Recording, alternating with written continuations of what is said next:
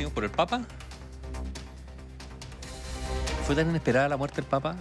Sí, porque ayer estuvo en la Plaza San Pedro, pero en condiciones muy, muy complejas, O sea, muy disminuidas. Su deterioro ya venía desde Después 38 días en el hospital. Claro, con problemas respiratorios que se arrastraban, pero claro, la aparición ayer en la Plaza San Pedro, nadie esperaba que fuese su despedida, porque Había recibido al vicepresidente de los Estados Unidos el también. mismo día, sí, no había, él se había negado, le habían pedido que hiciera un tratamiento de aislamiento y él había negado, digamos, en el fondo, dejar de lado sus funciones por cuidarse. Ha sido noticia.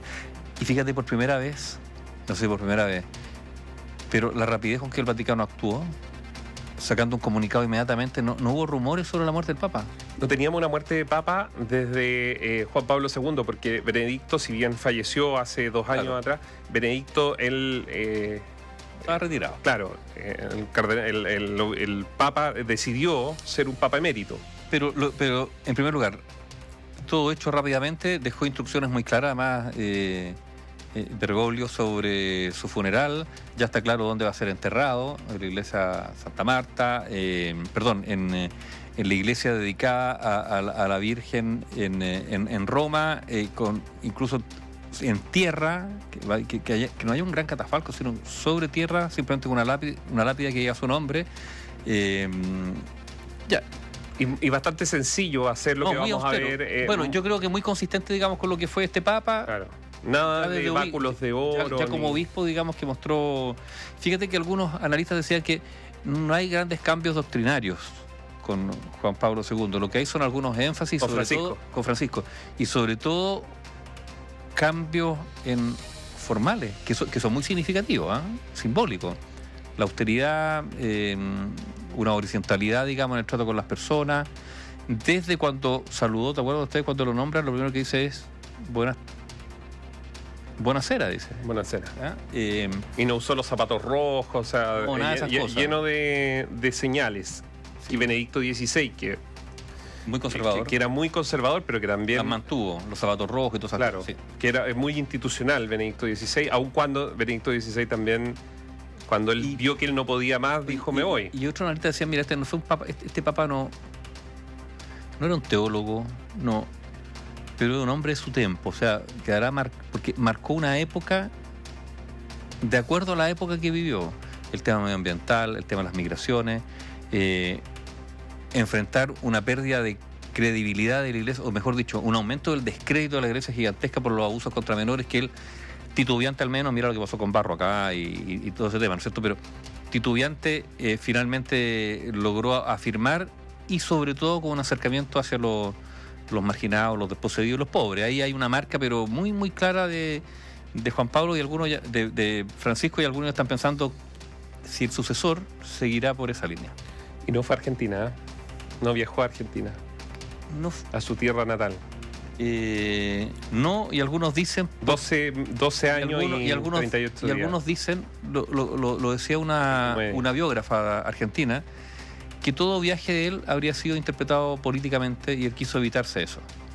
Todo lo que dijera o hiciera iba a ser fruto, digamos, de un país bastante polarizado, y por lo tanto evitó aquello. Pero dio señales en el transcurso, recuerdo, luego de su entronización en el 2013, recibe a Cristina Fernández, con quien habían tenido una difícil situación, difícil relación cuando él era cardenal de Buenos Aires. Habían tenido una difícil situación y se recompuso la relación con Cristina Fernández, y yo creo que con Milei también, porque después de todos los dichos del candidato Milei, lo recibe en el Vaticano. Lo recibe y lo recibió incluso bastante eufórico. Sí, y las imágenes de Milei son de un personaje embobado frente al Papa. Sí.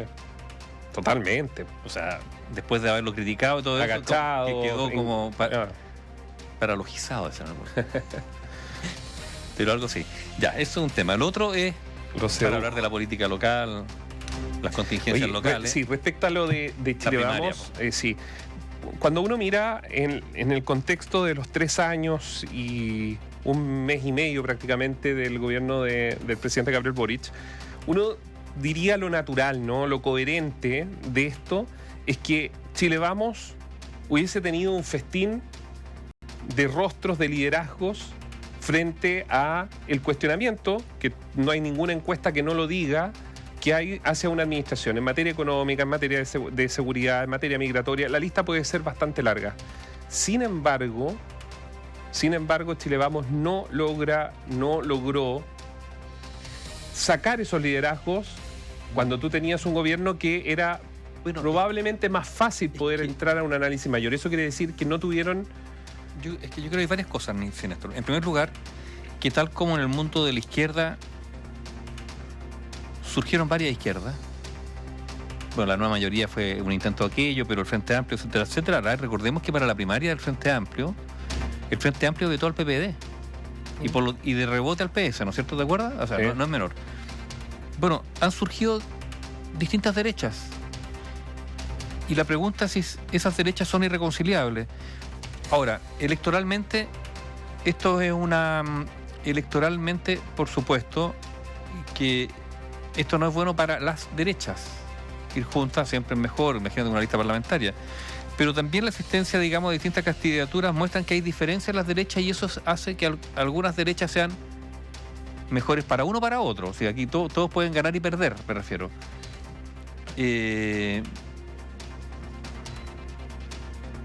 Bueno, quizás las diferencias son mayores de lo que se cree o se dice, y eso prohíbe un proyecto común. A ver, y quizás habrá que asumir aquello. En las derechas tendrán que asumirlo, ¿no? Pero vámonos a los liderazgos. Los liderazgos no es solo la unificación de un proyecto común, Nivaldo, también tiene que ver con conocimiento público. Hay un montón de cualidades, porque claro, si vamos a preguntarle a una persona que vive en un sector específico, no va a tener idea si uno le pregunta quién es este señor. Pero no logran un posicionamiento, ¿me entiende? No logran liderazgos. Bueno, por eso hoy día vimos y por eso vimos hoy día, a mi juicio, entre las imágenes patéticas que uno ve a cada rato, digamos, de la política, se hace esta misa en la catedral por el Papa, habla el cardenal Chomalí, y detrás del cardenal Chomalí una serie de cabezas asomándose así como... ¿Para qué? Para que los vieran. Todos políticos, Todos políticos. Asomándose.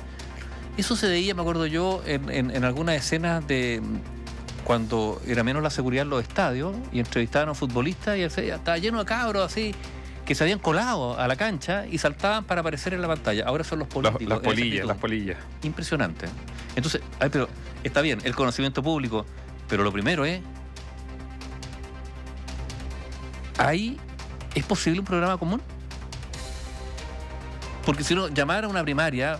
Si no es posible un programa común porque hay diferencias de fondo, que sería bueno que las dijeran, porque hasta ahora simplemente los reproches son prácticamente por actitudes personales, pero más allá de las eventuales diferencias personales, es que ahí hay diferencias de fondo que impiden un proyecto común. Yo creo que eso es bueno decirlo, explicitarlo, y no dejarlo con una especie de nebulosa que esto no se pudo porque en realidad no quisieron, porque quizás cuando nos juntamos a tomar un té las galletas no les gustaron.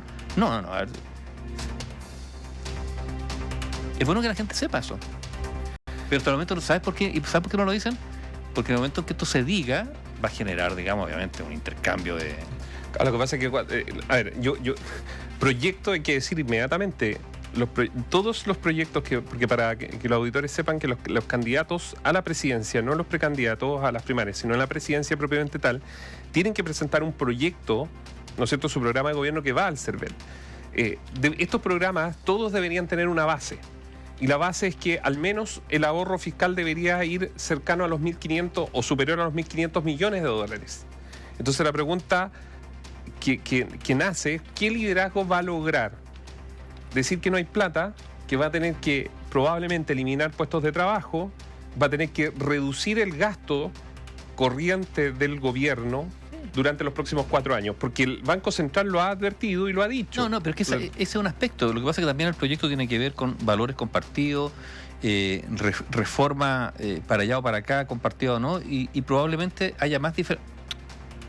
Está, digamos, no la urgencia, la honestidad que uno debiera esperar de todos los que están participando en estas candidaturas presidenciales para que digan efectivamente qué van a hacer con el déficit, evidentemente. Pero hay otro aspecto también para construir un proyecto común, donde si las diferencias son muy grandes, yo creo que es lógico que no haya un proyecto común. Y por eso, fíjate, es tan relevante, o ha sido tan relevante también, el tema, por ejemplo, de la izquierda con el Partido Comunista en relación a Venezuela, Cuba, digamos, al respaldo a regímenes que no son democráticos. porque uno pensaría que esas diferencias también deberían impedir un proyecto común. No lo han impedido hasta ahora, causan tensiones. Lo que pasa es que yo creo al final, Nivaldo, del día que existe mucho el pragmatismo y el pragmatismo también de quienes buscan el día de mañana ser ministros, subsecretarios, directores de servicio, etcétera, etcétera, etcétera, que hace que al final todo eso que tú estás mencionando quede como para la recta final. Se puede barrer debajo de la alfombra. Por supuesto. O sea,